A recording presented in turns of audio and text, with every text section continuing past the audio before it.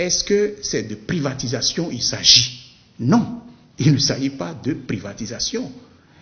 Tout simplement parce que la loi numéro 92-023 du 6 août 1992, en son article, je dirais 7, a déterminé ce qui peut être privatisé et ce qui ne peut l'être.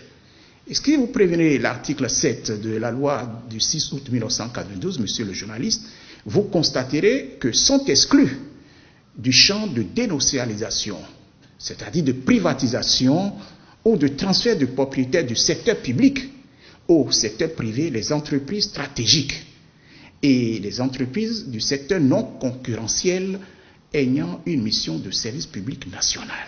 Et quels sont les secteurs réputés stratégiques? Nous retrouvons cela dans l'article 7 que je vous ai cité tout à l'heure en son alinéa 2 qui dit expressément que les entreprises ayant pour objet, vous avez les mines, vous avez l'énergie, vous avez l'eau, vous avez les forêts, vous avez les armements, vous avez les transports, vous avez les communications et les télécommunications.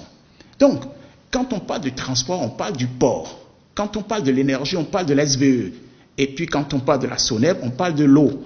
Donc, il est bien dit à l'alinéa 2 de l'article 7 de la loi de 1992 que ces secteurs ne peuvent pas faire l'objet de privatisation, de dénationalisation, c'est-à-dire l'État ne peut pas transférer de son patrimoine public vers le patrimoine privé, c'est-à-dire vendre, céder.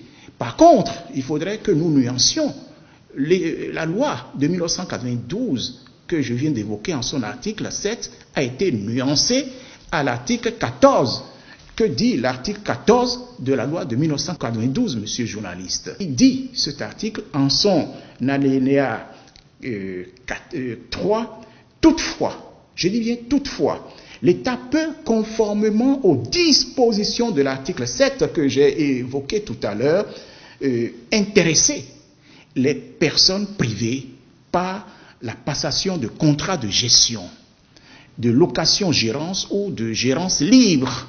Donc, vous voyez que tout à l'heure, avec l'article 7, nous disions que ce n'est pas possible que l'État privatise, l'État dénationalise, l'État sorte certains secteurs stratégiques du giron de l'État pour le donner au privé en termes de cession définitive. L'État demeure toujours propriétaire, mais l'État, à travers le contrat de gestion, à travers le contrat de location-gérance, ce qu'on appelle aussi gérance libre, l'État peut demander à tel mandataire, l'État peut demander à telle structure, qui peut être privée, qui peut être publique, de gérer en ces lieux et places ces sociétés dites stratégiques.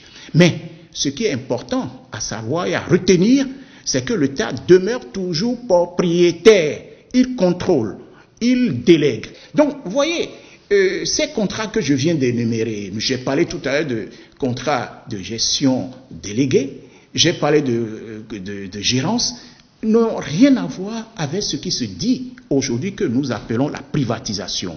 C'est de l'intoxication, c'est de la désinformation lorsque les gens parlent de privatisation. Jamais, jamais, conformément à l'article 7 de la loi de 6 août 1992 et 14 de la même loi, l'État ne peut jamais privatiser ces structures dites stratégiques. Ce que l'État peut faire, soit l'État signe une convention de gestion, soit signe une convention de location-gérance ou de gérance libre.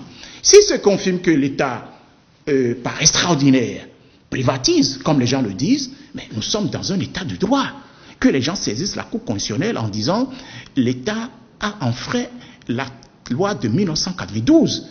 Or, ce n'est pas le cas aujourd'hui. Mais ce qui est important, je serais d'accord avec la grogne des syndicats lorsqu'ils parlent de privatisation. Je serais d'accord avec eux s'ils parlent des conditions sociales, c'est-à-dire les conditions de vie et les conditions des travailleurs lorsque ces différents modes de fonctionnement se confirmeraient demain, puisque ce n'est pas encore fait. C'est-à-dire, s'il se confirme que l'État choisit tel mode pour la gestion de ces structures qui demeurent toujours sa propriété, quel sera le sort des travailleurs? C'est à ce niveau que les syndicats ou les représentants des travailleurs peuvent, à travers un dialogue avec l'État, chercher à savoir qu'est-ce qui se passerait. Est-ce que l'emploi sera sauvegardé? Est-ce que les conditions vont être améliorées? Les conditions de vie, les conditions de travail de ceux qui y travaillent. Or, vous devez savoir une chose, comme je le disais au début de mes propos, si l'État est arrivé à cette formule, et tu cherches à exploiter l'article 7 et l'article 14, c'est parce que les différentes sociétés sont déficitaires. Appelons un chat un chat.